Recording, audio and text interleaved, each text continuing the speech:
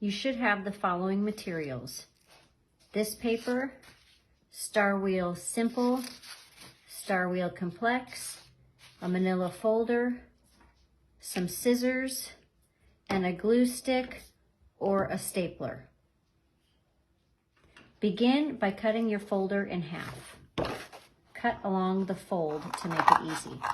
You should have 1/2 of the folder left. Next, take this paper and cut out along the black parts. Now you should have a shape that looks like this. Next, we're going to cut the center circle out. To make this easy, fold it in half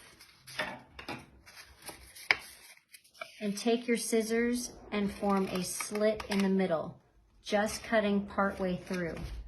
Now you can put your scissors inside and cut to the edge of the white circle and begin by cutting out the white circle and turn the paper as you cut to make it easy to cut it out.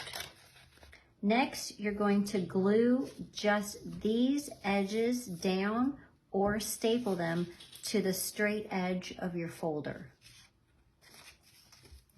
Make sure you leave this as an opening so you can slip the other part inside. Do not glue beyond the edges here or staple them.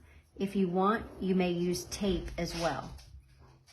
Next, cut your wheel out along the outside edge. Do this to both star wheel sheets so they look like this. Next, you're going to want to take your 2 wheels and glue them back to back so the months line up next to each other. To make that easy, choose one wheel and find where January is. Flip it over and find where the line is that separates January from February. Make a mark there. Find the other January line right there and make another mark. This makes it easy to take January and line it up to it.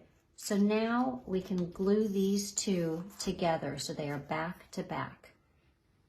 You should now have one wheel that has both sides on it, the complex and the simple. Your star wheel is now ready to slip inside to use this evening or later with Miss Kirkhope.